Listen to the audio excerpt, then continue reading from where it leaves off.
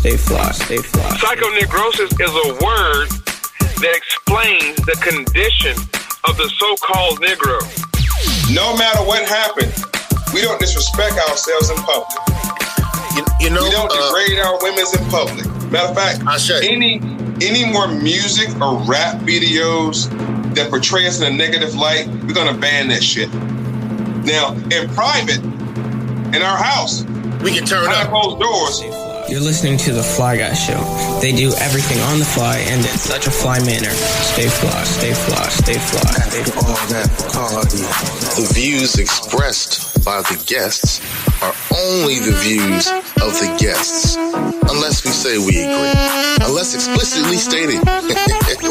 Hey, this is Ernie Thomas here on the Bold School Podcast. You're listening to Psycho Varner's Fly Guy Podcast. Support, like, subscribe, and share. He's saying some good things. Share it. Don't keep it to yourself. And we're live. Peace. It's time for the Fly Guy Show, the Fly Guy Podcast. Peace to the folk who are already on the live. 83 Aborigine. If you don't know, 83 Aborigine has a superior fly YouTube channel. Has a lot of great information on our Aboriginal roots. Using that terminology, I love that, brother. Yo, salute to you. Jammin' Joe True Smooth Sax. Jammin' Joe True Smooth Sax in the front row. Salute to that, brother. Yo, I love that. I play saxophone too. Haven't played a lot since my days at Hampton University. Go HU, the real HU.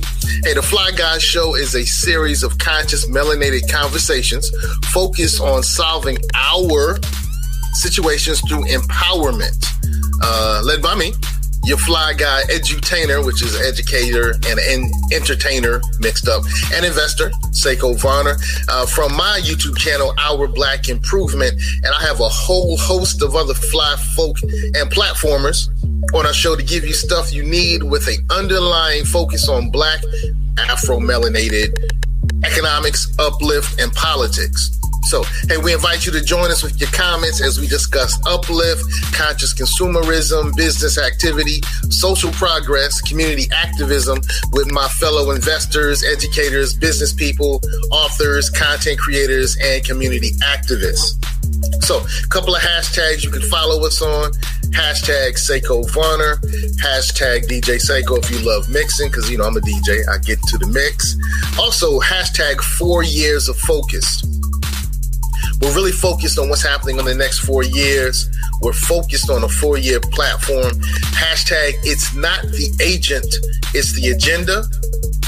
Because it really doesn't matter who we have in office. It matters that we have an agenda that we force upon those who serve us. And that's not just political office. That comes with our ministries, with our leaders in the educational system, with our community leaders and things of that nature. It's not the agent, it's the agenda. And another hashtag is Our Love Ain't Loyal. Our love ain't loyal. A little shout to Chris Brown, who's also from VA, 2 Up, 2 Down. And I got to shout out my girl Star Armstrong. She talks in songs and she says, our love ain't loyal. Our love ain't loyal. So we need to let our politicians know that our love ain't loyal. If you're not rocking with us, if you're not following our agenda, we're not rocking with you. The Memoirs of a Karmic Dynasty. Peace, Queen. Hey, I checked her out. Yesterday she did a live with my man Crumb from Crumb TV on nursery rhymes. You know, London Bridge is falling down. Yeah, so they did a great show on that. So you can check that podcast, that show out on Crumb TV on his YouTube channel. We also just posted it on Crumb's podcast. So if you like audio, you'll find that on his podcast. So you can find out why London Bridge was falling down, all right? We got Mazel Sanders, Jakima Mullen. I don't want to say it wrong, so I always think it's Mekalo. And Mazel Sanders, that light-skinned dude, be going in. Yeah, that's Crumb. That's Crumb from Crumb TV. So we welcome you to the show tonight. Tonight's show is Get Out of Your Cotton Picking Mind. Get out of your cotton picking mind. And we're dealing with epigenetics. So if you're not familiar, let's deal with epigenetics. It's the findings that the idea that trauma can leave a chemical mark on one's DNA, which is then passed down to subsequent generations. And so you can inherit trauma. You can inherit fear. You can inherit the tendency, the chemical tendency to be reluctant. You can inherit those. You can inherit bravery, brave heart. You can inherit those things. You can inherit stress disorders. You can inherit a lot of things, and epigenetics kind of deals with that. So we're going to deal with that, and we have a guest who's going to be popping on the line. I'm waiting for him. He's popped up now. The Minister of Information. What's up, good brother? I'm going to bring him on in just a second. Let me do this first. Before I bring you on, Ponder, before I bring you on, brother, I want to introduce you correctly, okay? So, we're going to bring on celebrity chef Jacoby Ponder. So, if you want to know about Chef Ponder, go to this website. As you can see, it's chefjacobyponder.com, and you can find out about his cooking classes, his Chefpreneur Academy, the kitchen lab, cooking classes, and all that great stuff. Yo, Chef Jacoby Ponder is on the line. What's up, good brother? How you doing, man? Glad to have you on the Fly Guys show again. Peace and love. How you doing, man? Man, all is well. It is well with my soul. What's happening with you, bro? Man, well, I just got finished up with my brunch, man, and I'm still here cleaning up everything. So I stepped away for a minute to hop on here and talk to you real quick. Okay, good stuff, man. And you're going to talk about epigenetics and how we need to get out of our cotton picking mind. That's it, man. That's it. That day and age is over, brother. Yeah. Thinking like slaves, man. Yeah. We do have a lot of people who are thinking like slaves. So, hey, salute to Frank White's 32nd, LaWanda Bay. We got some Bays and we got some L's in the house. Speaking of L's and Bays. The L's and the Bays, the wheels and the ways. And the ways, right? For those who don't know your pedigree, in addition to being a great chef, teaching the Chefpreneur Academy, your time in the military, thank you for your service. But you've also served our community in a lot of other ways. So drop your resume real quick, bro. Well, like the good brother said, prior military service on the culinary side of the house. That's what I do. I also teach health, nutrition, wellness, what we should be eating. So I try to follow in the footsteps of the late, great Dr. Sebi and talk about what we should be eating in the African diet. But that's what I do in the daytime. I also teach history. I'm a huge student of the discipline of history. And I love history so much, man, that even in high school, I took history during summer school for no reason at all. Because I just like to learn about what happened. And it was always said, in order to get out of something, you got to know what happened to you. So that's been my take for a very long time. I've walked through the Masonic Order a couple of years ago. Quite a few time ago, but walked through that order, man, got all my degrees. And the word degree is important. It's noting a certain level of discipline when you have a degree. Just like in college or high school or any other school you go to. So I went through the Masonic degrees, studied with the Hebrew Israelites, and, of course, the Ministry of Information for the Moorish Science Temple. Went through the Moorish Science Temple School of Thought as well. I obtained, of course, shrindom or nobility as a noble. Once again, with the Masonic rites. Went up to the 43rd degree, 90th degree. So learned that information. It came over to the school of Moorish science, man. And that's kind of last school I attended. When I say school, whether it's Islam, whether it's Christianity, whatever the level of knowledge it is all schools of thought, family. Some people like to stay in school for a long time. So you have Christians who they die Christians. You have Muslims who die Muslims because they like that school of thought. My thing was to get into the school of thought, obtain the information, and then graduate and go to the next step. So that's kind of what I do. Ashe. And it's good to have you on the platform. He's one of our platformers, by the way. So you're going to see Jacoby Ponder pop on there every now and then, the Minister of Information. I don't want to waste time, brother. He got on a cult leader shirt. Salute to the master students. Salute to the master students. Man. Cult leader. And the shirt, I would say confuse a lot of people. But again, I'm a student of etymology too, so I understand words. Somebody say when you con to something, it's a con game, you're confused. Cult leader, crumb snatcher, shouts to the brother. Cult for me, cult is the root word for culture, family. Cult is the root word for culture. So I am a culture leader. Don't begin to think pagans and something crazy. So we want to talk about getting out of your cotton-picking mind and the miseducation of the Negro. And people must know that a Negro or a nigga, right? Let's say with Negro. A Negro was a created creature. Okay. In North America. Prior to the landing of Europeans, there's no such thing as a Negro nowhere on planet Earth. Now, the word Negro, we know it means black. From the French word noir, right? And there's several other definitions.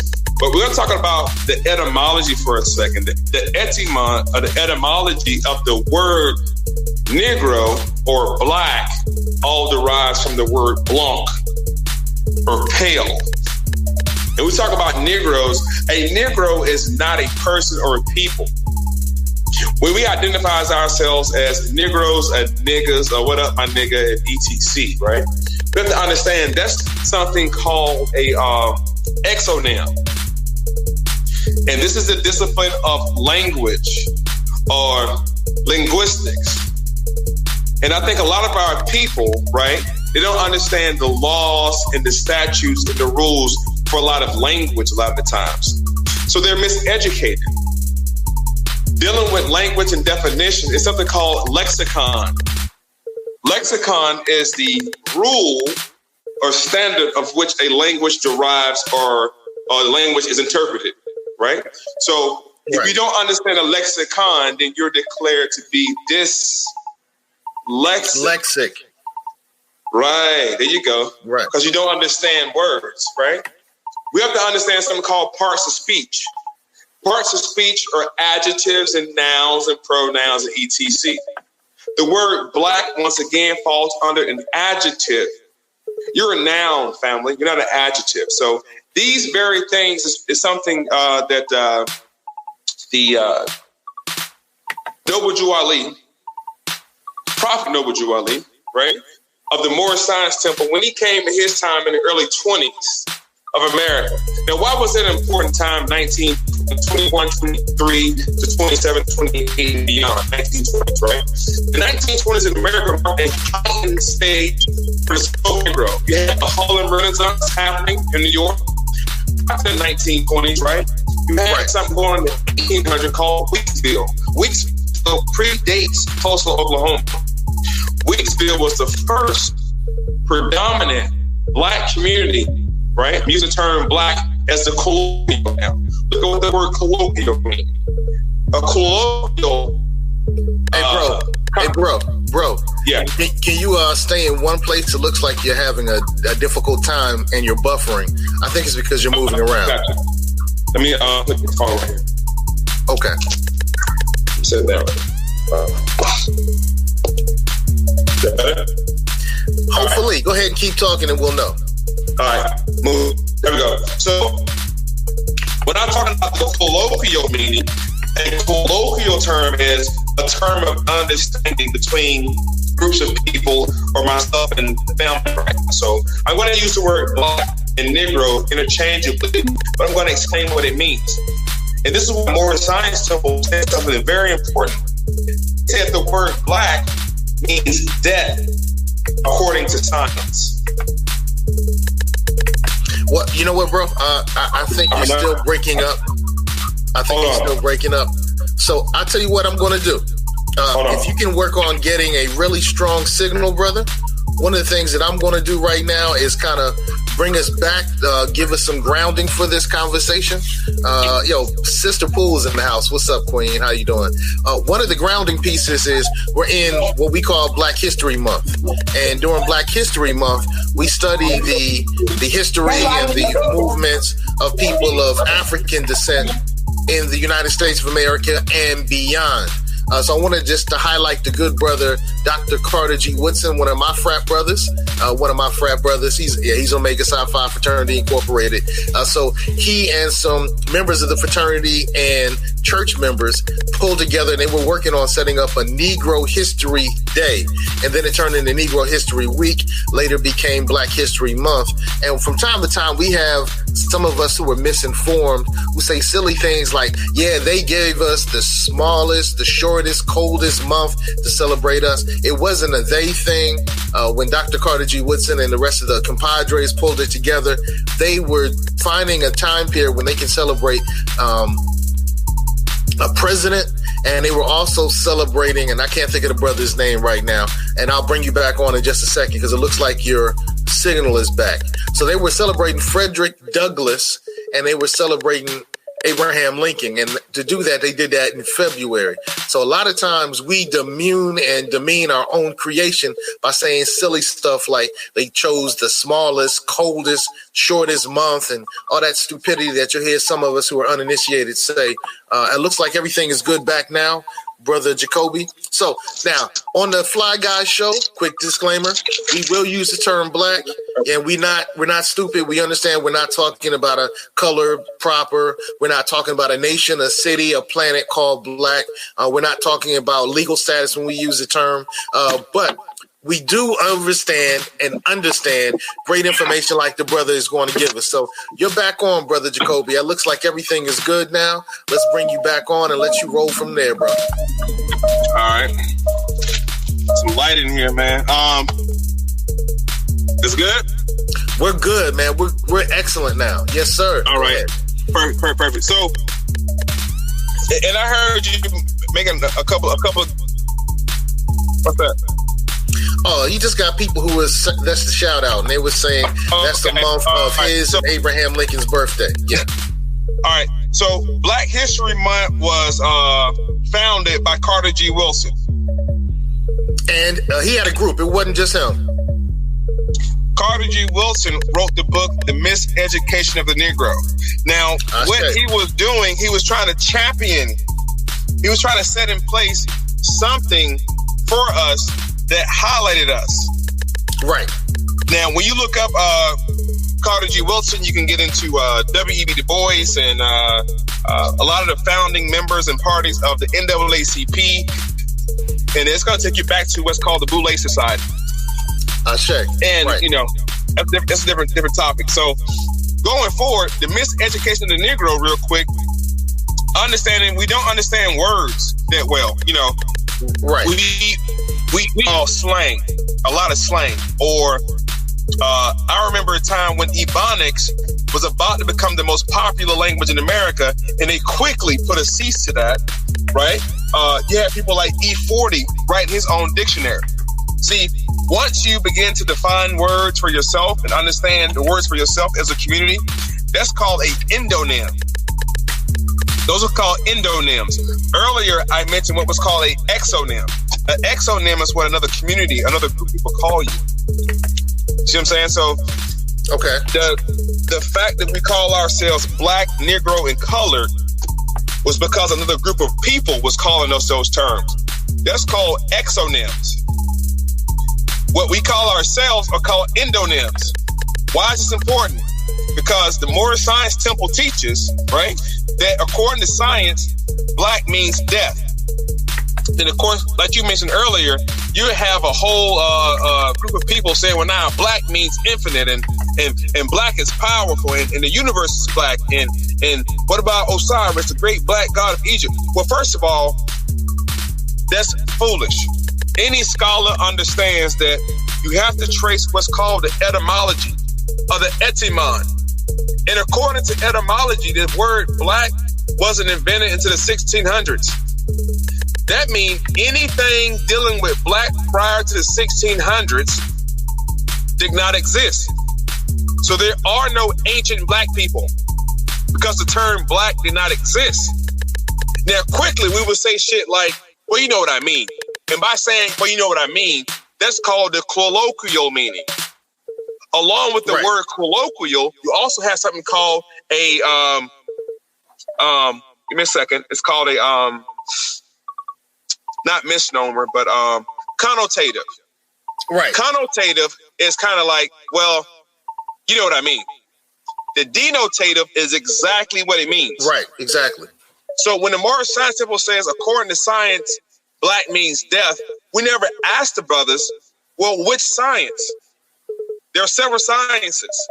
According to political science, the term black in the eyes of the law means civil mortuus. Right. Civil, easy word to remember, right? Mortuus means death. Death. The word mortuus or morgue, death. The word mortgage is a dead pledge. Right. So these are all terms that we have to understand. These terms are found in spells. The first thing we learn in school, this is why it's important to educate our children ourselves and not send them to institutions and then wonder why our children are all jacked up. Because the first thing that your child will learn in an institution will be spelling, or what they call grammar. Now, the word grammar is also the word grimoire. Both the words spell and grimoire means magical incantations. If they don't get you with the spelling and the grimoire, they get you with what's called the ghost spell. Okay. The short of the ghost spell is called gospel. That's what gospel means. It's the ghost spell. So we have to understand the language. The language. Also, it says, according to science, black means death. What other science besides political science? Social science. Socially, there are no people called black people that belongs to the human family. Nowhere. Nobody is black. We say it amongst ourselves as a term of endearment or sincerity under the colloquial meaning, but we must understand that by continuing to champion these words and say these words, these misnomers, they lead us down a dark hole, a dark path, man, to death, miseducation, poverty. Everybody on planet Earth right now who belongs to the human family, they have what's called a nationality. Why is nationality so important? The word nationality actually means NATO. It means kin or tribe. It's telling people who you belong to on Earth. What tribe do you belong to on Earth? There are earthly tribes. And that's why the Honorable Elijah Muhammad, wa alayhi salam, he taught the black man to understand. And again, I'm saying black man for the colloquial term. He would ask questions like, how much do the planet weigh? And you had to have that cipher or the information. To say 66 quadrillion times between 13 ciphers. How many square miles of habitable land on the planet Earth? You had to be able to recite that. He was trying to teach us in his day. And prior to the Honorable Elijah Muhammad, you had Farad Muhammad. And Farad Muhammad was taught by Noble Jew Ali. Now, Noble Jew Ali and Marcus Garvey, who we call the harbinger of Moses prior to Jesus, being, and we say Jesus is justice. Noble Jew Ali stood on a milk crate in Newark, New Jersey, and he shouted, and he taught, and he preached, and he taught to the so-called Negro. In the 1920s, brother, understand that it was just 50 years prior, slavery, chattel slavery, was just declared illegal. This was done by what was called the Emancipation Proclamation. And remember, family, we're dealing with the etymology, the etymon. Emancipation Proclamation. A proclamation is just a public statement made by a government official. That's all a proclamation is. The word emancipate, however, means to transfer property. What property was transferred? You or your ancestors was transferred from the plantation over to the state. If you do your research, around the same time that the Emancipation Proclamation was declared, you can see a lot of stuff happening in the 1880s, 1890s, 1870s. Things like Social Security cards in the early 1900s. Things like birth certificates. Right. These things became mechanisms of creating capital off the people. You became what's called a ward of the state. The term ward means you were property or state's property.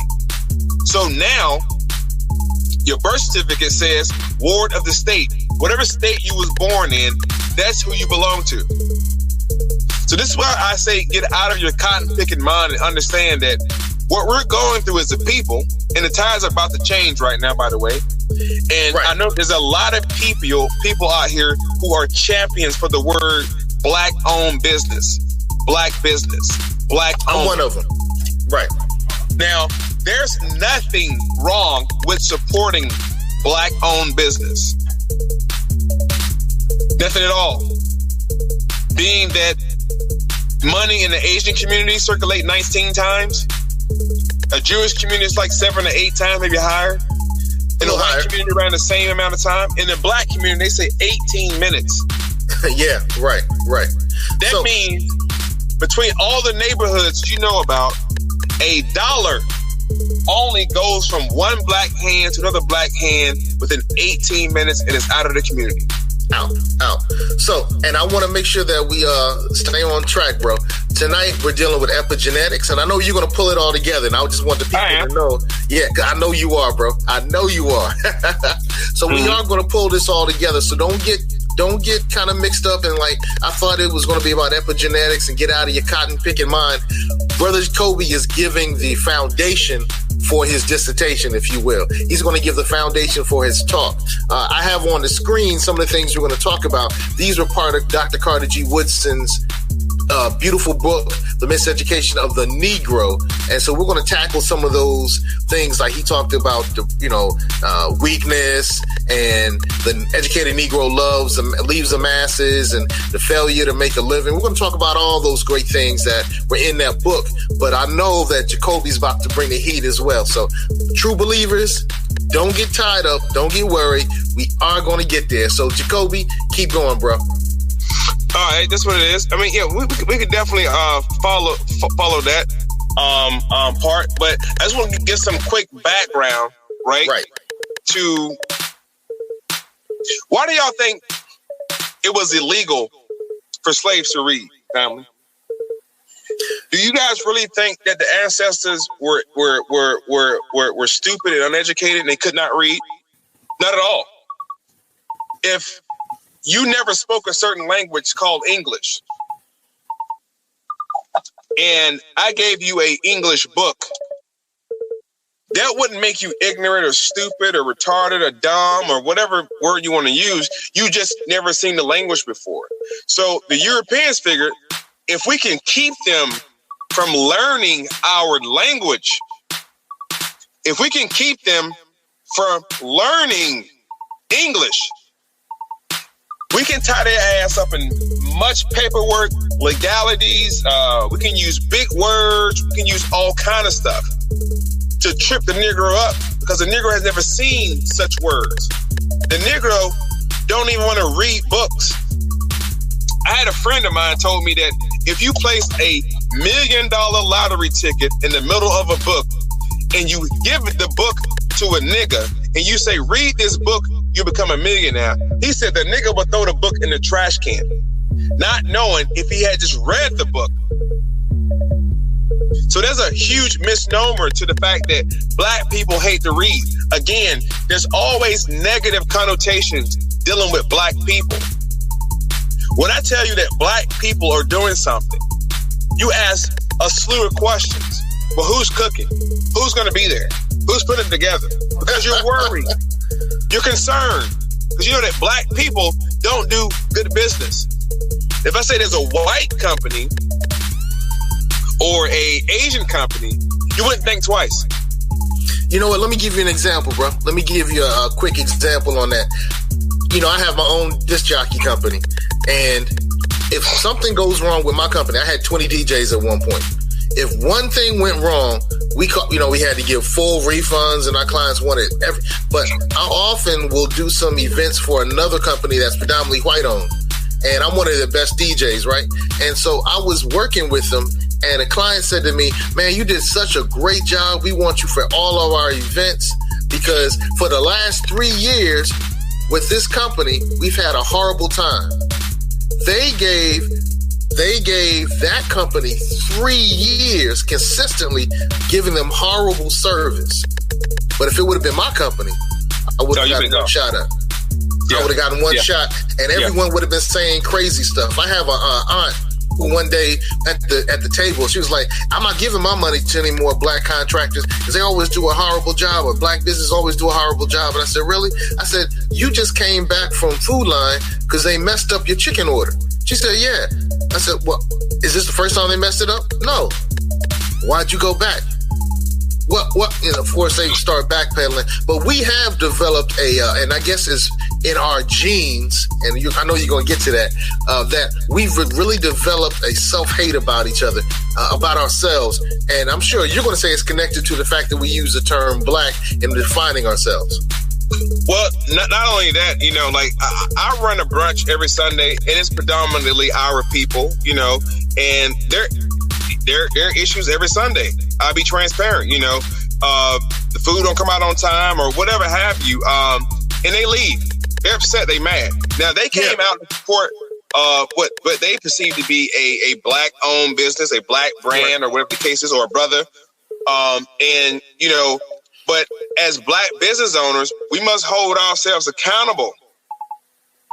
We must make sure that we're providing top-notch service and not half-ass service, and we're not cutting corners, and we're not having slackers on our staff, and we have those managers in place. See, white businesses will spend, and I work for a lot of corporate entities, right? They will spend thousands of dollars on training alone. Yes. They would spend thousands of dollars putting policies and procedures in place. We won't do that. We try to go out and find somebody who already know how to do it. We're trying to go find the best chef, the best this, the best that, and hire them, hoping that the fact that they're the best at what they do maintain our business. And we spend $0 on training. So I challenge black businesses to hold yourselves accountable. Hold yourselves to the same standard as the white companies do, and you won't have any problems.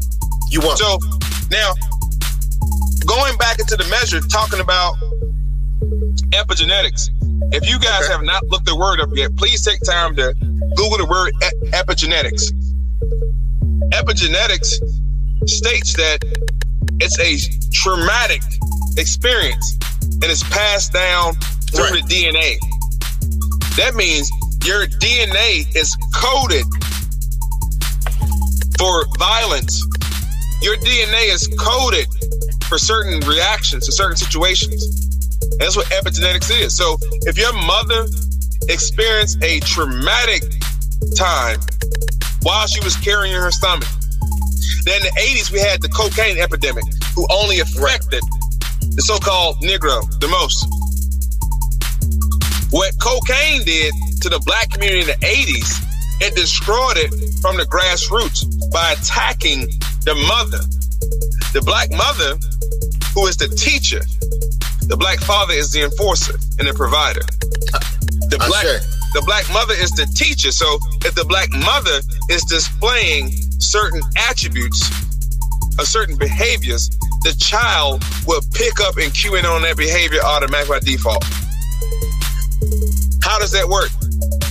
For all, not all, for most, not most, for some black males growing up in rural America, whether it be the projects, the hood, whatever you want to call it, they're taught, these are black males, they're taught not to cry. Right. They're taught to man up. They're taught not to show any expression of emotion at all. So you have this young boy, growing up, right, not being able to express himself or display his feminine attributes, because we're both male and female.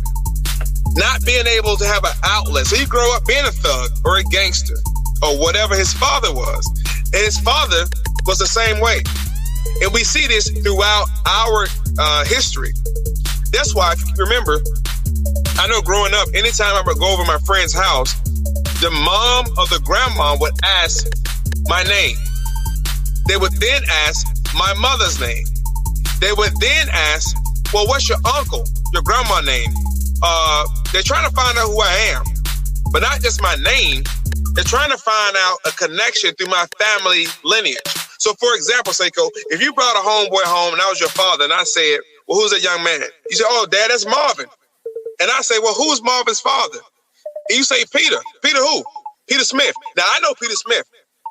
Peter Smith grew up stealing, robbing, looting. Now, I tell you, don't hang around Marvin no more.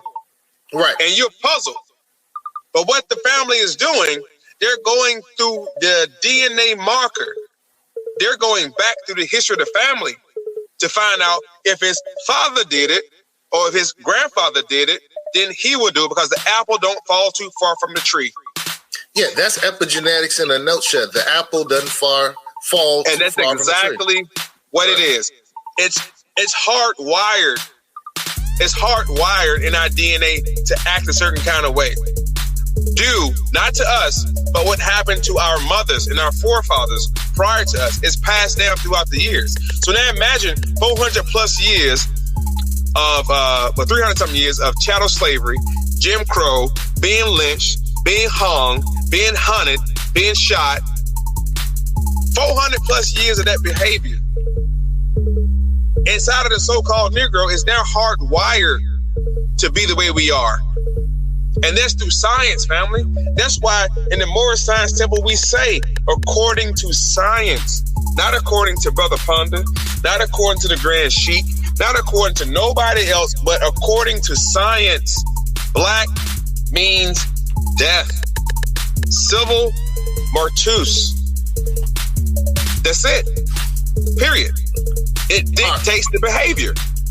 All right. On the screen, I have some information from Wikipedia. Now, of course, Wikipedia is not going to give us everything, but it did ask about childhood trauma, and it talked about epigenetics. And one of the questions that pops up, so can childhood trauma be reversed? And I'm asking that not about childhood trauma. I'm really asking about the trauma that people of African descent have experienced in chattel slavery and in the Ma'afa and all the things we've dealt with.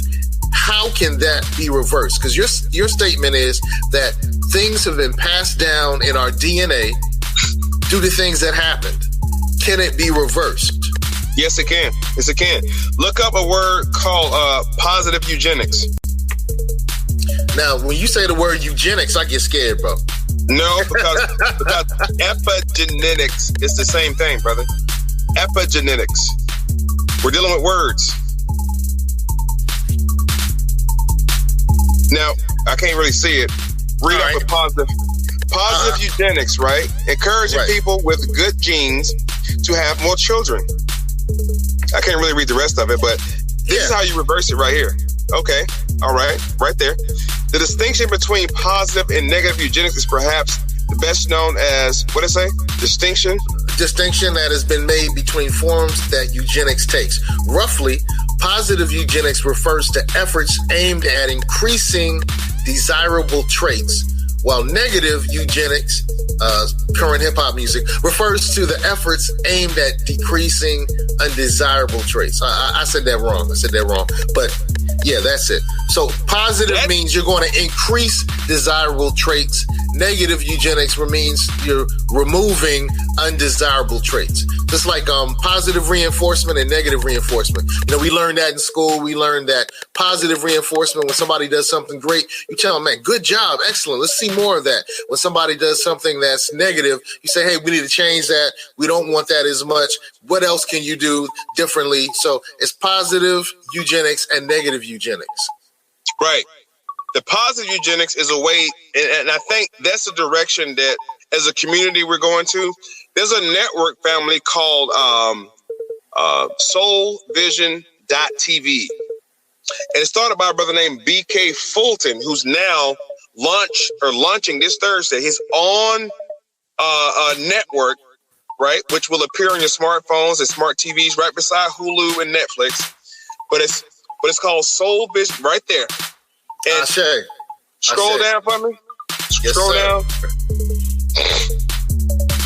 You get a new look when you have Soul Vision. And that commercial right there, this commercial family, he's talking about it's now time to start showing our people in a more positive light. Because, see, what you see, you become. What you think about the most, you become. So this station, this network, is a step for positive. You see my name up there? Yeah, you see it. Yeah, that was a shameless plug. So this station is going to reinforce on. They're not showing any gangster movies, any slate, anything showing us in a negative light. They're not showing it. It's all positive black TV, 100%. And I want to shout out comedian Allison Moore, because there's a porno star named Allison Moore, and this is totally a different person. Salute to comedian Allison Moore. She's a hilarious sister. She was with us at the Black Brand Gala recently. That sister is hilarious. So I can't wait to see the great things that are coming out of soulvision.tv. I'm definitely signing up. I'm going to get the app. It's going to be a great thing. Wow, it's going to be available soon on supported home and mobile devices. Okay, on Roku? Okay, I have Roku. That's what's up. It'll be on my phone and on my cable. That's what's up. So, you're right, man, because I used to wonder, we had black entertainment television, but we needed black improvement television. We needed something that was going to focus on improving our situation here in the Americas. So back to epigenetics. What are some of the things we got to get out of our cotton picking mind? What are some of those things? What are some of the things that we need to get out of our mind? And the great thing is, I know the family can answer that as well. Yeah, because the Minister of Information, Jacoby Ponder, is really the Minister of Information. All right. Oh, yeah, I did see the Tamahu on the cover. And so for the person who's asking, just got here, who is the gentleman at the bottom? The person that's talking is celebrity chef Jacoby Ponder. And Ponder is our Minister of Information. And I'm telling you, Ponder knows it all. So he was involved with the Morris Science Temple. He was involved with the 5 Percenters. And what we're highlighting right now is soulvision.tv. So soulvision.tv is going to promote a lot of positive content, and we need to all make sure that we support Soul Vision. Well, not support. If you like it, log on to it. If you like it, log on to it. And our celebrity chef, Jacoby Ponder, is going to be on Soul Vision. He's going to do some catering. So, it's going to be a great thing. So, Brother Jacoby, man, back to epigenetics. What are some of the things that are embedded in our DNA? What are some of the things that are embedded in our slave minds, our slave mentalities? What are some of those things? Well, the first thing is work. We all have to get a job and work. Working for somebody else. And I'll admit, in the last, I think, 10 years, maybe 6 years strong, you've seen a huge boom or rise in black-owned businesses.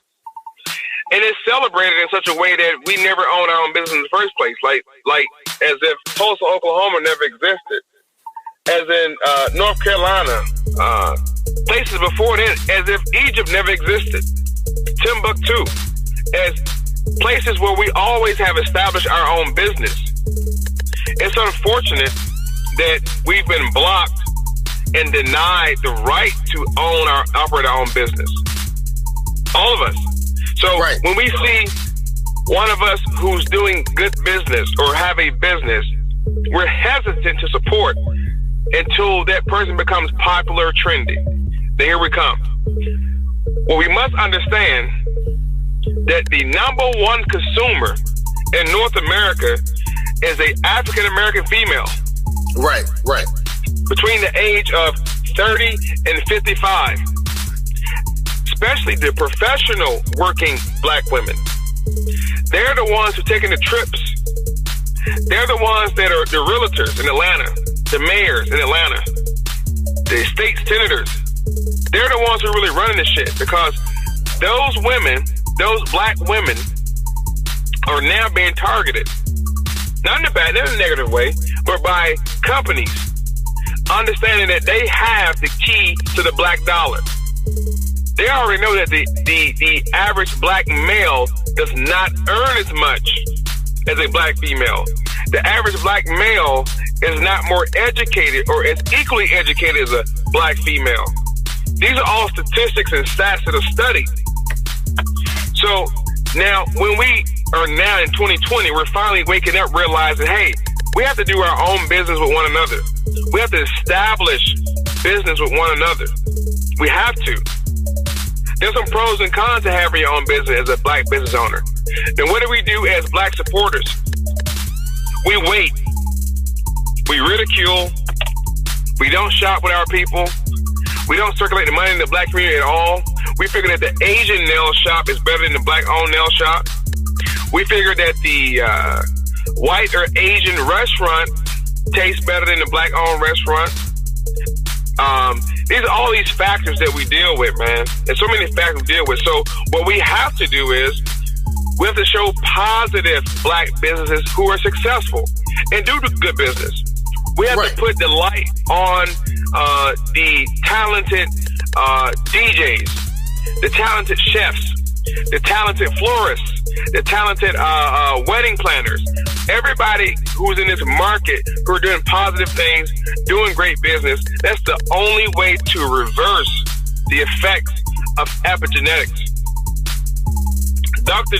George DeGrue talks a lot about post-traumatic slave syndrome. Post-traumatic slave syndrome, right, which is epigenetics. There's also another term you can look up real quick. It's called psychoneurosis. Okay. Psychoneurosis is a word that explains the condition of the so-called Negro. And I keep saying so-called Negro. I keep saying black people. I keep saying African American, because these are the only three labels or titles that the listeners can tune into. But understanding, family, you're not African American. That was a term that was given to you by Jesse Jackson. What correction on that? Correction on that. That was a term that was popularized by Jesse Jackson. He didn't create it. It was around before that. Sometimes that has gotten out and people really believe that he created that term. It was popularized by him. We can bring that back to Arturo Schomburg. So Arturo Schomburg called himself Afro-Boricua, and then the African Boricua, Puerto Rican of African descent. When he came to the United States, he got clicked up with some of the people who were involved in groups that Carter G. Woodson and Du Bois were clicked in with, and so they started using these terms. So then you heard Malcolm X, you heard Malcolm X start using the term Afro-American, and after Afro-American had its turn, the term African-American became popular. Now Jesse Jackson made it most popular, but he didn't create that term. And I sometimes I worry about, sometimes we pass on misinformation, and you're the minister of information, so I definitely want to make sure that when you're on, the correct information gets out, bro. Continue. Do your mention. Now, Jesse Jackson lobbied that term to be used. He did. Against the will of the people. Now, he got behind the term African American, and he championed that term African American. Jesse was around the late 70s, 80s. Prior to that, you had people like James Brown, who made the term black real popular. Right. Say it loud. I'm black and I'm proud. Yeah. Okay. Right. So, going back, dealing with the terms black, Negro, colored, African American, etc. Because we're dealing with the miseducation of black people. We're dealing with epigenetics. We're dealing with all these elements. The number one proponent of this condition is just miseducation and misinformation. We're some of the most believable people on the planet. We'll believe whatever you tell us.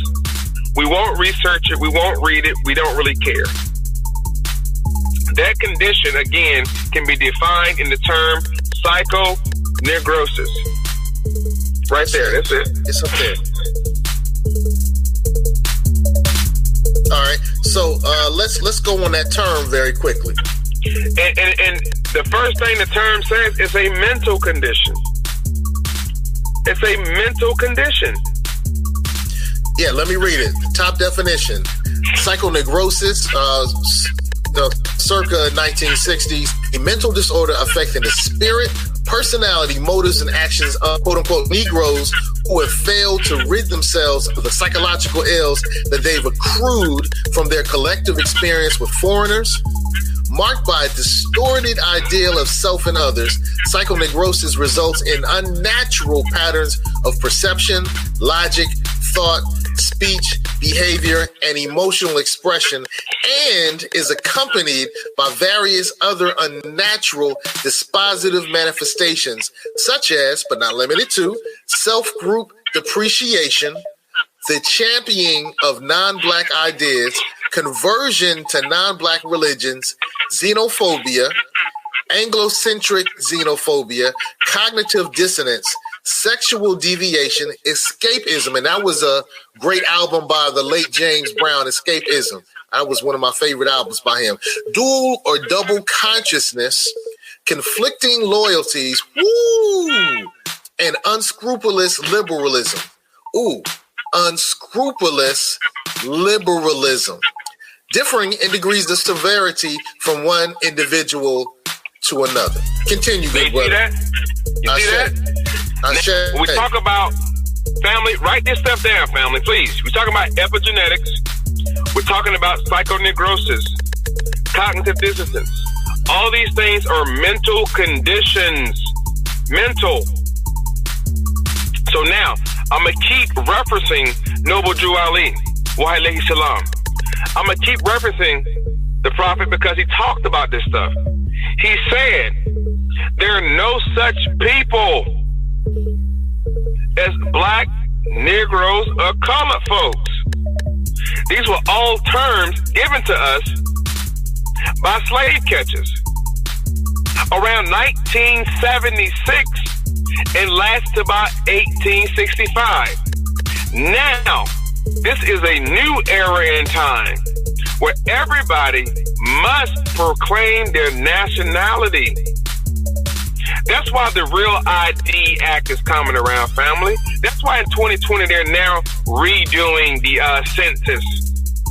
That's why you hear shit like population control. That's why our brothers and sisters in New Orleans doing Katrina, they call them refugees. And you know what? I've heard that nationality is the order of the day, for years. I love always. Yeah. Always. So I wonder though, when we say that's the reason the census is coming about, if that's a founded statement. I'm not saying that's the reason the census come every 10, 12 years. Every 10 years. But it's just ironic that within the last 5 to 6 years, large numbers of Negroes are hearing about the teachings of Noble Drew Ali. Here in the last 5 or 6 years, you're hearing it more often now.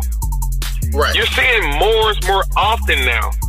You're seeing Moors in the news more often. You're seeing cool people like Erykah Badu, who's now Moor.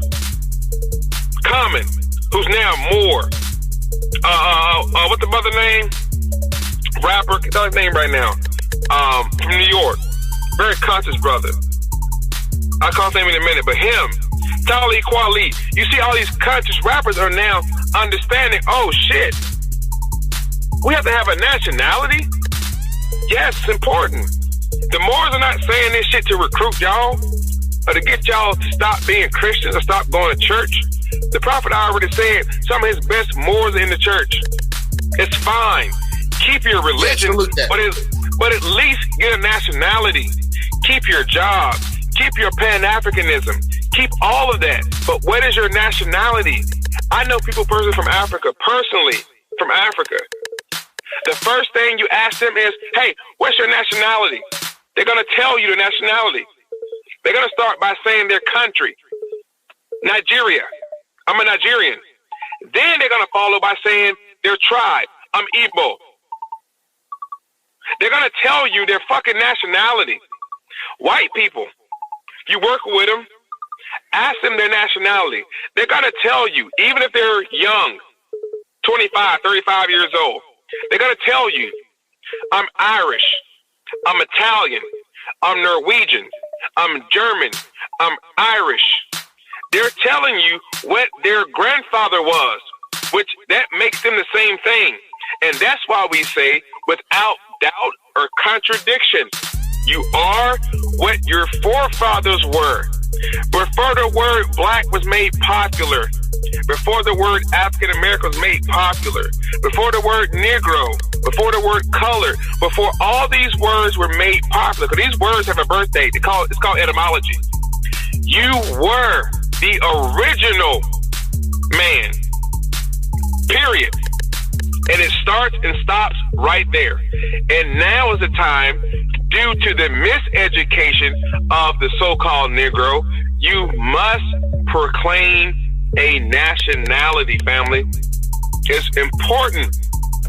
Now go on and get the real ID if you want to. It's fine. You're going to have to if you want to get on that plane, bro. You got to get the real ID if you want to get on that plane. No. You get a passport. Get a passport. Now, to do domestic, you got to have the real ID.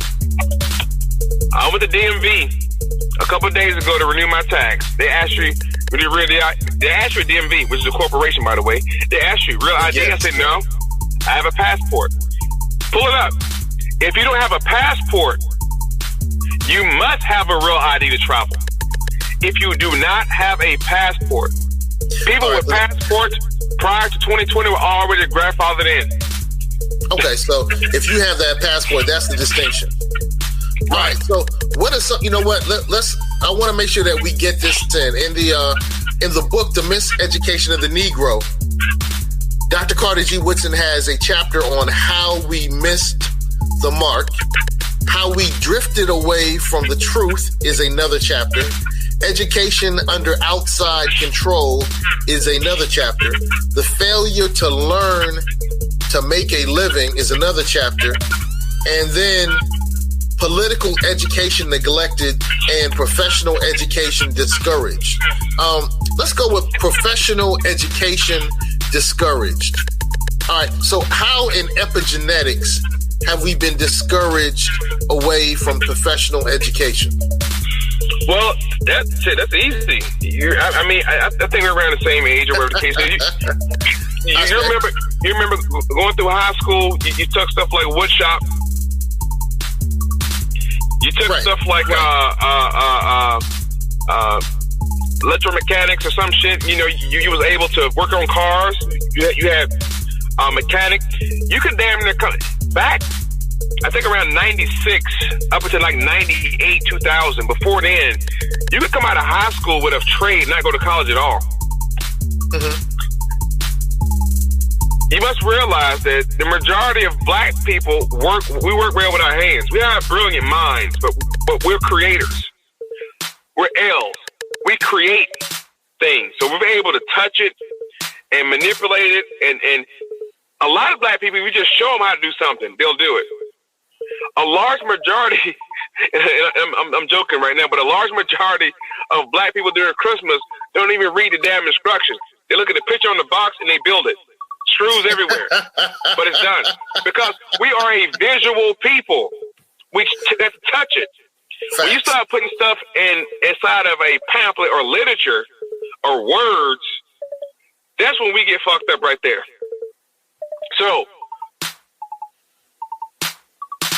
education-wise, there was a large, huge movement for us to educate our own children. There were black schools everywhere, brother. It was all over the place. I mean, you know, some HBCUs has its birthplace in early black education. What we wanted to do, we figured that the white schools had better budgets. They had newer books. The curriculum was better. The uniforms looked cleaner. The food tasted better. Whatever the case was. And this is, again, from the psychoneurosis. Because in Tulsa, Oklahoma, they had black black schools, high schools, middle schools, and everything. Everything was all black. Tulsa, Oklahoma was Wakanda. And you know what? It wasn't just Tulsa, Oklahoma, even though that's one of the best examples. Tulsa, Oklahoma is like our Kemet. It's like our Egypt. It's one of the best examples. Well, it's one of the later examples because you have to remember Rosewood was around before Tulsa. Wheatville was around before Tulsa. There's many communities of African descent that were established and were educating their children and thriving in society prior to Tulsa, Oklahoma. Tulsa, Oklahoma, like you said, is just that diamond in the rough. It just stands out because there's so much historicity. The Gap Band comes from that area. That's what the song is about. You dropped the bomb on me. You dropped the bomb on me. And that's what it was about. So how do we change that? We change the narrative by educating our own. Once again, the black mothers, you are the teachers of the household. Whatever you do, your daughters do. Whatever you do, your young sons will do. Whatever you eat, they eat. And this is my chef part coming out. I tell people all the time, brother, in my lectures, in nature, the baby only eats what the mama eats. Humans and animals alike. So if the mom has a poor diet, the child got a poor diet. If the mother is miseducated, 9 times out of 10, the child is miseducated. If the mom is on welfare or poverty-stricken, that's how it is for the children. Then that's 1, 2, maybe diamonds in the rough that gets a scholarship and go join the NFL or NBA, come back and blow the whole, blow the whole neighborhood up. That's very rare. But the point of the matter is, we must now begin to educate our children in our homes. If you are on this live feed right now, and if you have a high school diploma, or if you have a associate's degree, and one of your friends, your close friends, they have a bachelor's degree, you guys should come together between the two of you guys and create a freaking curriculum to teach your children. You have enough education. Listen, tell you something. Black women are the leading group in America when it comes to education. Getting a RN, registered nurses, and getting their bachelor's, getting their doctoral degrees, and getting their masters, and all kinds of stuff, becoming doctors and lawyers. You guys have already broke the bank. Now it's time to turn all the education that you done paid for back into the community. Go back into the community. Go to these community centers every Saturday. Spend 2 hours on a Saturday. Develop your own curriculum. That's why Africans champion Negroes in America. They don't hate us. They know that we spent over 400 years understanding and being taught and learning this so-called Tamahu's information and education. They wish that we come back over there and teach them now. They're asking. Matter of fact, they're opening the doors for us to do that. I'm involved in an initiative where we're taking some of the things that we're doing here in the States, and we're actually implanting those skills, those trades, those businesses in Ghana and in Nigeria. Well, Nigeria, not Nigeria, but in Ghana and I can't think of the other country. But yeah, they're saying, hey, the doors are open, the opportunity exists, because we're going to give it to the Chinese if you don't get them. Right, and that's something that we all should be to take heed with, man. But again, it starts in our own communities. It starts with us teaching ourselves, teaching our children. And myself, hell, I have a bachelor's degree in food service management. So what I went and did was, I said, I don't go to nobody's college. I'm going to start my own program, and that's what Chefpreneur is all about. And not only during these Chefpreneur classes am I educating our people on how to start their own restaurants and their own businesses, but I drop small jewels, historical jewels, to let them know that the first man that invented a car was a black man. Kenya, yeah, you're right. And furthermore, I tell them, and the cell phone. The first man that invented a car had never seen one before that. That's how powerful we are. Say that again, brother. Say that again. The first man that made a car had never seen a car. That's how powerful we are, brother. And you know what? We had our own car manufacturing company in Jersey. I can't think of the name of it right now. Maybe some of the fly folk can tap in and do the quick research. But we had our own manufacturing car company, you know, like GE and not GE, but GMC and Ford. Yeah, Ford. Yeah. We had our own in New Jersey. So, and they, in fact, let me add value to it. In fact, Mr. Henry Ford came down to Alabama, down to Tulsa, and talked to George Washington Carver. Right, the plant. And he asked George Washington Carver to create something that he can use. And George Washington Carver created the soybean. The soybean is man-made. The soybean is plastic. So Mr. Henry Ford took the soybean back up north, and he no longer called it the car manufacturer. He called it the car plant. Right. And that's where the term comes from. Now all the cars are made of plastic. But the point is, the brilliance is how brilliant we are, family. So why don't we teach our own people? We put our kids in these white institutions, and we wonder why our children are all jacked up in the head. Yeah. Now, hold on. Go ahead. One moment, bro. I sorry to interrupt your measure, but one of the fly folk tapped in. It was C.R. Patterson because it was in Patterson, New Jersey. It wasn't. Yeah. C.R. Patterson was the car company that was melanated owned. It was black-owned businesses back in the day. Up in Jersey, man. So salute that. Keep going with your measure. I just want to salute A-Dot, V-Dots. A-Dots, V-Dots. Well, we're A alike, B alike, and we C alike. So salute to A-Dots, V-Dots. Back to you, good brother. Back to you. Appreciate it, brother. So, like I was saying, it's becoming almost imperative to begin to teach our narrative and our history and our mathematics and our science. And that's what the Moorish Science Temple was started for, family. And I keep championing the Moorish Science. This brother Noble Jew Ali in the 1920s figured that if he started his own organization and taught us who we are and taught our children every Sunday who they were. See, my children right now, my daughter is 12, my son is 8. Since they were 4 and 5, I always taught them that they had a nationality. And I taught my children that you're not black and you're not Negroes and you're not colored folks and you're not African American. You're Moors. And they say, well, what makes us Moors? Because you are what your forefathers were, without any doubt. When you ask your little European friend in school his nationality, he says Irish and walks away proud. You don't argue with him and ask him, well, how you know you're Irish? You could be something. No, you don't do that with nobody else. The Jewish, the ones in New York with the long bangs and the hats on, they're Jewish. You talking about the Ashkenazi? Yeah, the Ashkenazi Jews and the Sephardim. You don't argue with them. Matter of fact, nobody black argues with anybody about their nationality until it comes to me saying that I'm Moorish American, or I'm Powhatan, or I'm Yamasee, or I'm Seminole, or I'm Cherokee, or I'm Sioux, or I'm Blackfoot, or I'm Geechee, or I'm Gullah, or I'm Chickasaw. Then you want to argue with me about my nationality, right? But you don't even have you know what? I say this, bro. I say this. We argue because epigenetically, and what we've been taught is that we came from nothing, and that's what Arturo Schomburg. So if you go to Brooklyn, not Brooklyn, but if you go to New York, you're going to find the Schomburg Museum of African Studies.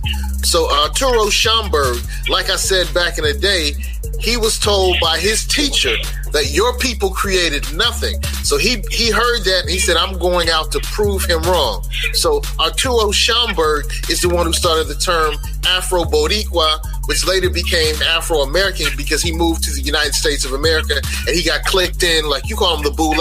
I'm talking about the organizations like, I can't think of the name of the organization that Du Bois started, but he was clicked in with them. So it went from from Afro-American to African-American. And like you were saying, Jesse Jackson really championed and fought for that term. I'm getting to this point. Oh, first of all, I want to bring the highlight to C.R. Patterson, Sons and Company, And so you see the information right there on the screen. You see the information there, right there on the screen.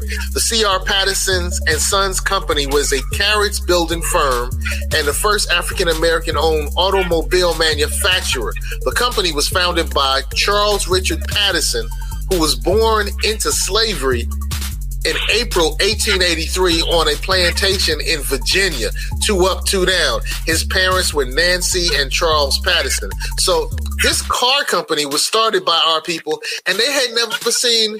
They had, this shows the genius of our melanated people. We know you love jazz music, so let's try some jazz music with a little R&B flavor.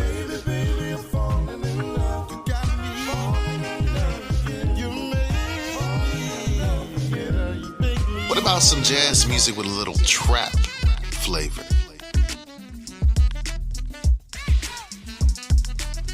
Jazz and Caribbean. Hey, we mix it up. So, online, look for Grandpa Crunk and enjoy the great jazz music. Grandpa Crunk. Jazz music. So we can overcome this epigenetics. We can get out of our slave mind. And Brother Ponder, you said earlier, one of the ways we can get out of our slave mentality, out of our slave mind, is by business export. Business works, being involved in business. What are some other ways that we can get out of our slave mentality? By educating ourselves, brother. The word educate comes from the Greek word idiku. It means to pull out what's already in. It's already in you, family. It's already in your DNA. It's already coded. It's already hardwired in there. People are not scared of your skin. They're scared of your mind. That's what they're afraid of. They're afraid if you whether mess around and begin to read, and not only that, not only just read, but if you get all of the successful black realtors in Atlanta to begin to talk to the Sankofa in Virginia, and Sankofa begin to talk to Where's Black Biz in New Jersey, and we get to talking to our brothers in Nigeria, and we establish international trade, then they already know it's more of us than it is them. And if all of us get on the same damn page, we outpower them 10 to 1 when it comes to the dollar. That's why what Brother Gaddafi was doing was so important. Gaddafi was like, look, we're just going to take the resources we got, which is the gold, the oil, the bauxite, right? All that stuff we got in our ground that belongs to us because it's our land, and we're going to use that to back up our currency. Now imagine if the 40 million so-called Negroes in America would begin to talk to one another. The brothers in Atlanta talk to the brothers in LA. LA talk to the brothers in Sankofa in Virginia. They talk to the brothers in New York. And we all begin to hold our own conferences somewhere like in Chicago every year. And we discuss national black dollars amongst the 48 states. That's where the problem lies. That's why societies like the Boule. And the Boule, I'm not picking on them, I'm just getting you to understand that people like W.E.B. Du Bois was a adversary of Marcus Garvey. Because Marcus Garvey said, let's do for ourselves. Right. Let's establish our own freight line and do international trade.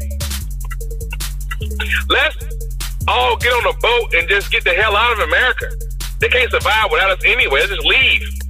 And people like W.E.B. Du Bois said, no, let's begin to establish this black brand, this Negro brand, this Negro attitude. We must stay close to our support system. Well, you know what? Go ahead. You know what? I want to add a little context to that. When we look at W.E. Du Bois, he was struggling. He was struggling with that biracial thing. He was struggling with that biracial thing, bro. Yeah, he was. I ain't gonna say that because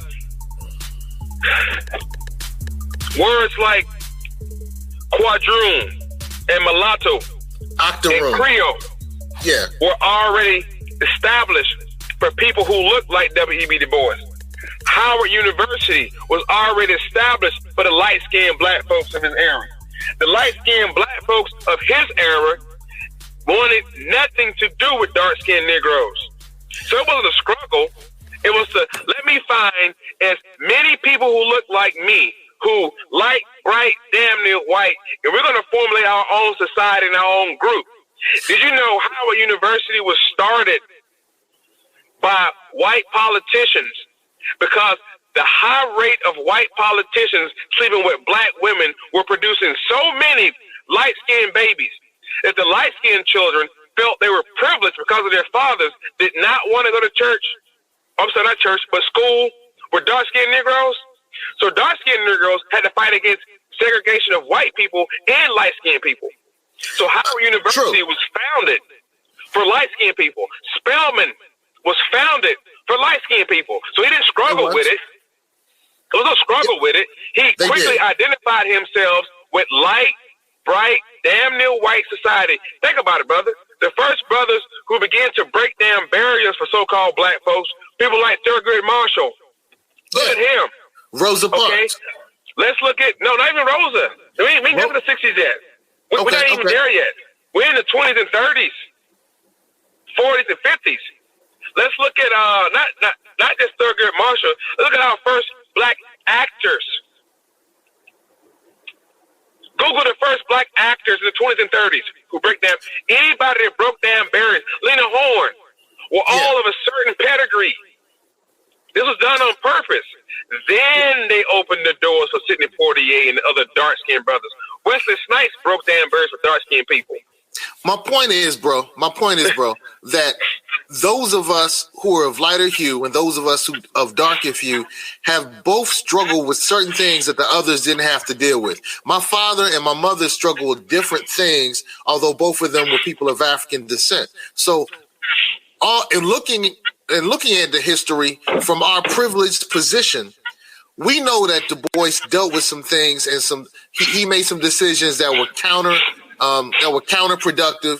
He also made some decisions that were productive. And some of the things that he struggled with was he got benefits because of his complexion, but he wasn't able to easily pass on some of those benefits. And so he couldn't. And so I'm not making up excuses for him. I'm simply saying that the mentality and the experience of the Honorable Marcus Messiah Garvey and the experiences of the Honorable W.E. Du Bois were different because of their complexion and because of the things they were struggling with because of their complexion, although they both fought for our improvement and our liberation, and they both fought for us. Now, there's some things that W.E.B. Du Bois went through because he was an American Negro that Marcus Garvey didn't go through because he wasn't an American. You just made my point. You know, he had nationality, so he could move a little different than W.E.B. Du Bois. W.E.B. Du Bois under the thumb of the founders of NAACP. I forgot to get their name. The white lobbyists who helped him secure certain platforms. Now, W.E.B. Du Bois was not popular amongst the black population. Let's not get that twisted. He was not. He's not even celebrated for Black History Month that much. He's mentioned. Right. But he's one of the honorable mentions. But to take that into context, during that time period that Dr. King was on the move, he wasn't that popular either. Well, now see, Dr. King was fabricated. Well, Dr. King was created. Dr. King was a deacon at first, a minister in Atlanta. Won't bother nobody because his daddy was a pastor, a mega church in Atlanta. Right. They had to find somebody. They had to find somebody. But they do it now, brother. They find M.L. King was the Barack of his day. Clean record, clean cut. Let's find somebody who who can move. Now he was a puppet. Nobody asked how was he able to found all those movements without any money? Because he wasn't getting it from the church. No, because the church was not supporting Dr. King at the time. So it's kind of funny to me when I go into churches and they have pictures up of Dr. King and they say stuff like, hey, the civil rights struggle was based firmly in the black church. I'm like, nah, not really, because y'all weren't rocking with Dr. King. But you know what? this is going into a totally different conversation, bro. No. But it all plays into the. It does. It's all playing in part to the epigenetics and where we are. And I know the family don't mind listening and understanding because it's a lot to cover. Like we had to talk for a whole week, man, because it's too much to cover. It is. It's too much to cover. Now, dealing with the point of epigenetics and what's in our DNA and why we think the way we think and why we don't practice more Black economics and why we don't do this, do that, and third, it's all inside of what we're talking about. It all is what we're talking about. It does. It's all one and the same. We're dealing with the fruit, not the root. Well, then I want to take it back to some root type questions. So if we're saying get out of your cotton picking mind, stop thinking like a slave, what are some traits of slave thinking? We'll answer that and then we'll save the rest for the next live, bro. What are some traits of slave thinking that we need to get out of our system, bro? Keys. That's the keys. Keys at girl's house. Okay.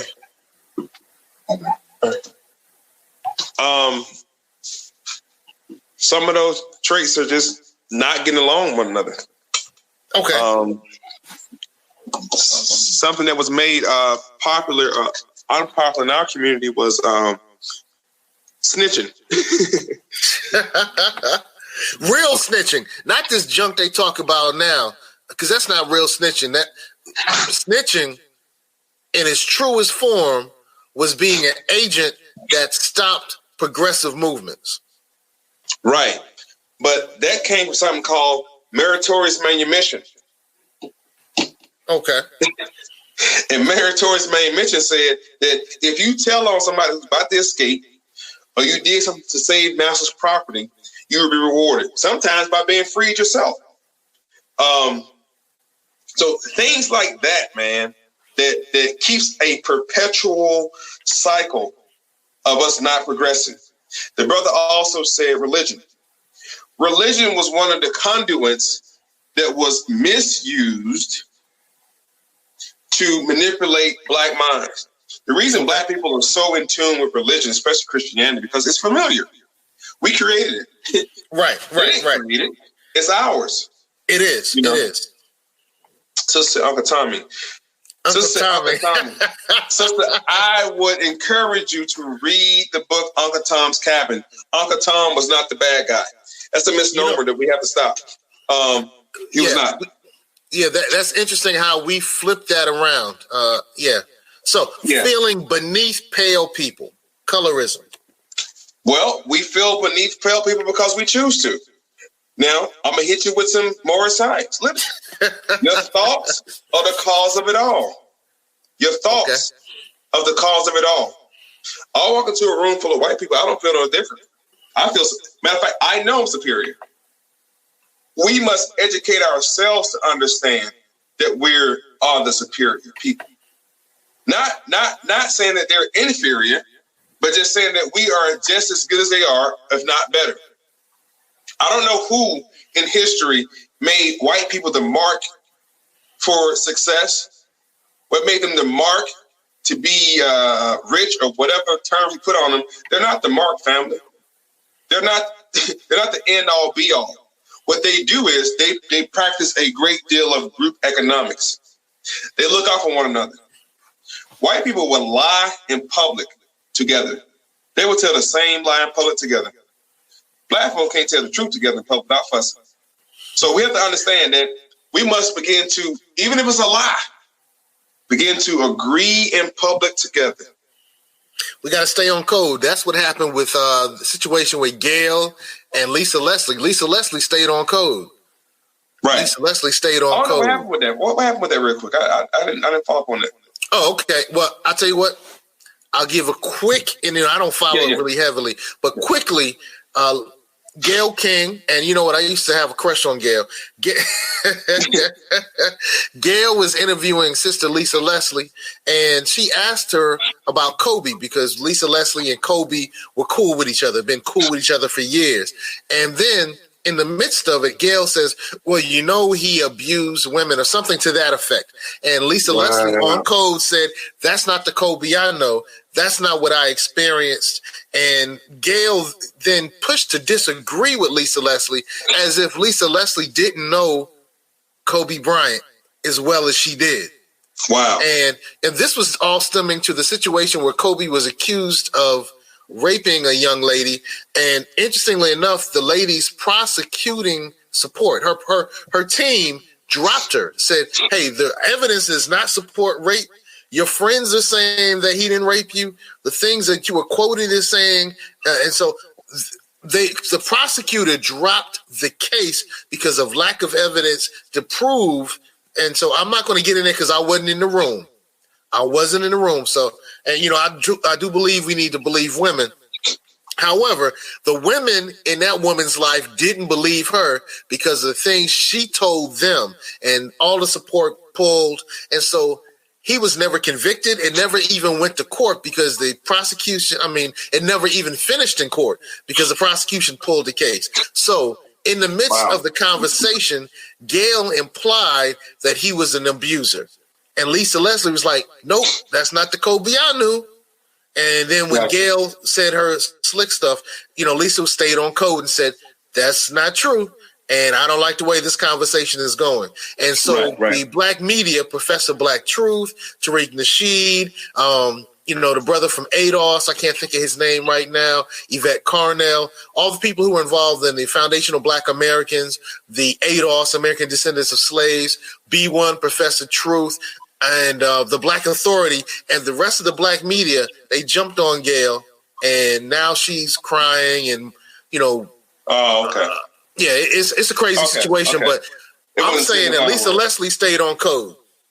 Yeah, it wasn't serious as I thought it was. See, I don't even watch TV, so I heard about it. But that anyway, goes with throwing each other under buses. Which you're right. So that's one of the things that have been embedded in our DNA. But some of us are waking up like Lisa Leslie. Yeah.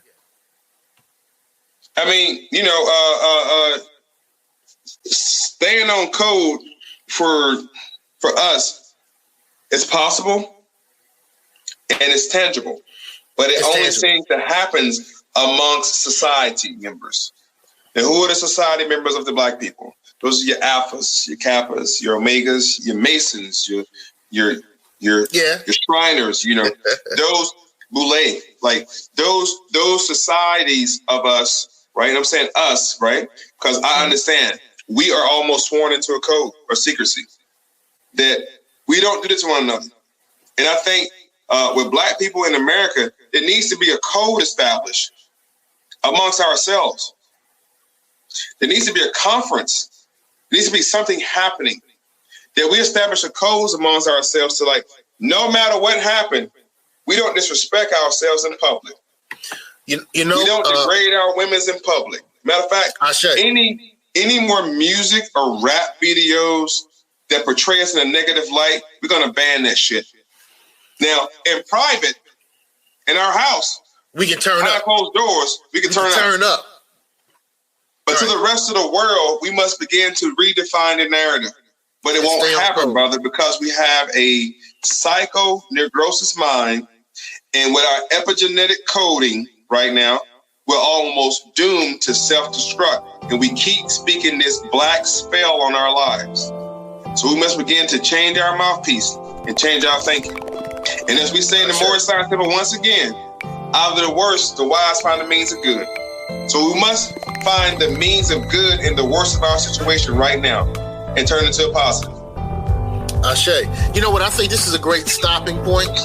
You said we must have a conference in July 2020, the Foundational Black American Conference set up by Tariq Nasheed and some others. It wasn't just totally about him. Is going to address some of the things that we need to deal with so we can be on code. For instance, we're going to deal with the B1 initiative is saying that we're only going to vote for things that are tangible. So you're going to see the hashtag tangibles2020.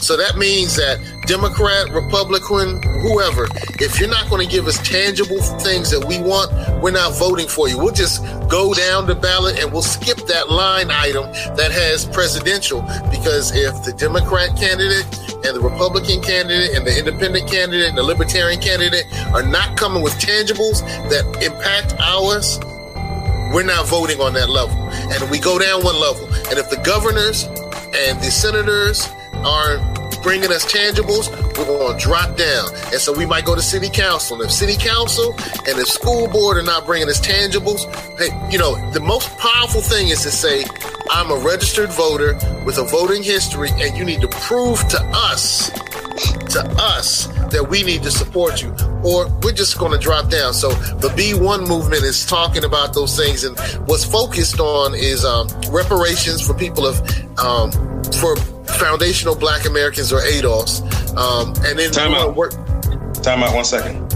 All right, because I want to keep you honest on this, man. Now, I know where you're going to go, and I want to hold that to the next live. I just want to talk about the conference. So if you're interested in what Brother Jacoby was talking about in terms of going to a conference, that conference is available. So now, everybody wants to know, now, where's Jacoby going with the distaste that came up in his mouth based on something Seiko just said? We're going to make you wait till next week to deal with that. Or maybe weeks in advance. We want you to keep coming back. Hey, I want to salute Crumb from Crumb TV for allowing us on his platform. We're also on Our Black Improvement. That's my platform. On Facebook, we're on Black Improvement. On Facebook, we're on Forward Ever. We're also on Branch of Knowledge. And coming soon, we're going to do something with Brother Ponder, so you can keep getting this information that he has, because he's a minister of information, and we want to make sure we get this great information. The brother says voting is for sleep people. I have to pull away and disagree, brother. But hey, we love you. We love you. No matter what your thoughts are, we love you. Peace and love, family. Peace and love. And so we want everyone to stay fly, stay in the movement, stay growing, stay fly. Stay fly, stay fly, stay fly, stay fly, stay fly, stay fly, stay fly, stay fly. The views expressed by the guests are only the views of the guests, unless we say we agree. Unless explicitly stated. Stay fly, stay fly, stay fly, stay fly, stay fly, stay fly.